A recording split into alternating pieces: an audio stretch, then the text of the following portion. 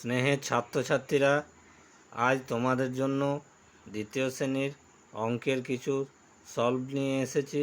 এই অঙ্কগুলি পরীক্ষায় তোমাদের আসার সম্ভাবনা রয়েছে। এলে তোমরা এগুলি মন দিয়ে করে আসবে। যেমন করছি সেরকমভাবে তোমরা বাড়িতে এগুলি প্র্যাকটিস করবে। পরীক্ষায় কিন্তু আসতে পারে। ভালো করে তোমরা পরীক্ষায় করবে, সবারই পরীক্ষা ভালো হবে। থার্ড ইউনিট টেস্টে তোমাদের এটি কাজে লাগবে। আমরা সরাসরি প্রশ্নে চলে যাচ্ছি। দেখো, একের ক, এখানে যে প্রশ্নটি রয়েছে, 5697 সংখ্যাটির শতকের ঘরের প্রকৃত মান এবং স্থানীয় মান। এই দুটি বক্সে তোমাকে তাদের মানগুলি লিখতে হবে। তাহলে 5697 সংখ্যাটির শতকের ঘরে কোন সংখ্যা রয়েছে? দেখো, আমরা দেখতে পাচ্ছি 6। তাহলে শতকের ঘরের প্রকৃত মান এখানে হচ্ছে তোমার 6। প্রকৃত মান তোমরা লিখবে 6 এবং তার স্থানীয় মান তোমরা এই ঘরটিতে লিখবে 600। ক্ষয়ের প্রশ্নে দেখো, 18 × 2 সমান একটি বক্স দেওয়া আছে, বিযুক্ত 4। 18 × 2 সমান কত হয়? 36। সেটা কি করে হয়? 40 থেকে যদি আমরা 4 বিয়োগ করি তাহলে আমরা 36 পাবো। তাহলে এইখানে লিখে দিলে তোমরা 40। গয়ের প্রশ্নে দেখো, ভাজ্য সমান শূন্যস্থান আছে দুটি, গণিত তারপরে যুক্ত কি হয়?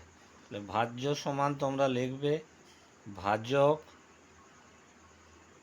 গণিত ভাগফল যুক্ত ভাগশেষ। ঘয়ের প্রশ্নে যাব, 2 টাকা 20 পয়সা সমান কত পয়সা লিখতে হবে? 1 টাকা সমান 100 পয়সা আমরা জানি। তাহলে 2 টাকা সমান 200 পয়সা, তার সাথে 20 পয়সা যোগ করো, তাহলে এটা হয় 220 পয়সা। ভাগ ওমর প্রশ্নে দেখো, ভাগশেষ সবসময় ভাজকের থেকে, এখানে শূন্যস্থান তারপর হয়, তাহলে ভাগশেষ সবসময় ভাজকের থেকে তোমরা জেনে রাখবে ছোট হয়। তাহলে এখানে তোমরা ছোট লিখে দিলে। এবারে আমরা যাব 2-এর প্রশ্নে। 2-এর প্রশ্নে দেখো, কয়ের প্রশ্নতে রয়েছে 1 অঙ্কের বড় সংখ্যা। তাহলে 1 অঙ্কের বড় সংখ্যা 1 থেকে 9 পর্যন্ত হয়, তাদের মধ্যে সর্ববৃহৎ সবচেয়ে বড় 9। তাহলে তোমরা 9 লিখে দিলে। যে কোনো সংখ্যার সঙ্গে যোগ করলে সেই সংখ্যা পাই। যে কোনো সংখ্যার সঙ্গে আমরা জানি যদি 0 যোগ করে দিই তাহলে সেই সংখ্যাটাই আমরা পাই। তাহলে শূন্যস্থানে তোমরা 0 লিখবে। গয়ের প্রশ্নে যোগের সংক্ষিপ্ত রূপ। যোগের সংক্ষিপ্ত রূপ হলো গুণ। বারবার যোগ না করে আমরা গুণ করি, তাহলে শূন্যস্থানে তোমরা লিখবে গুণ। 2 ডজন কলা সমান কটি? 2 ডজন কলা মানে 1 ডজনে 12টি হয়, তাহলে 2 ডজনে 12 দুগুণে 24টি। 2 জোড়া কলা সমান কটি? 1 জোড়া সমান 2টি, তাহলে 2 জোড়া কলা সমান 4টি। তারপর আমরা 3-এর প্রশ্নে যাব। 3-এর প্রশ্নে দেখো, তোমরা দেখতে পাচ্ছ এখানে লেখা রয়েছে 4:15 বলতে কটা বেজে কত মিনিট? 4:15 মানে তোমরা জানো 4টা বেজে 15 মিনিট। তাহলে এখানে 4, এখানে 15 লিখে দিলে শূন্যস্থানে। ক্ষয়ে 12:30 বলতে, 12:30 বলতে কটা বোঝায়? 12টা 30 মিনিট। গয়ের প্রশ্নে দেখো, সবচেয়ে ছোট বিজোড় সংখ্যা। তোমরা ইতিমধ্যেই জেনে ফেলেছো জোড় সংখ্যা এবং বিজোড় সংখ্যার সম্বন্ধে তোমাদের ধারণা আছে। সব থেকে ছোট বিজোড় সংখ্যা যেটি হয় সেটি 1। তাহলে তোমরা এখানে 1 লিখে দিলে। ঘয়ের প্রশ্নে রয়েছে পৌনে 9টা বলতে আমরা কি বুঝি? পৌনে 9টা বলতে আমরা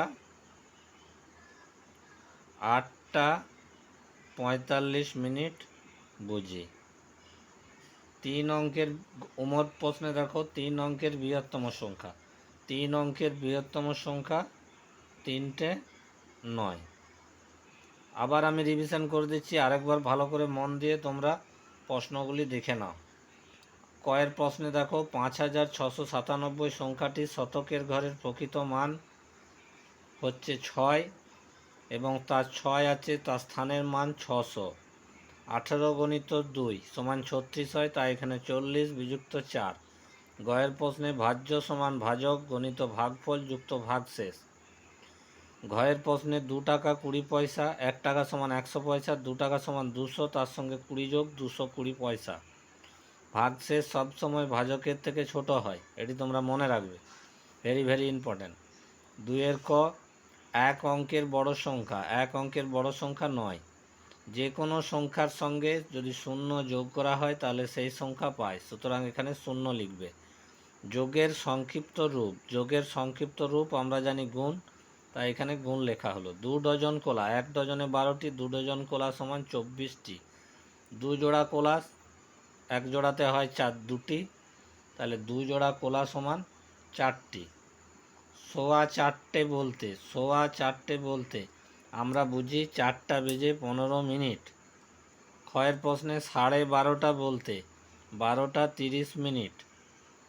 গয়ের প্রশ্নে দেখো সবচেয়ে ছোট বিজোড় সংখ্যা 1, তাই এখানে 1 লেখা হলো।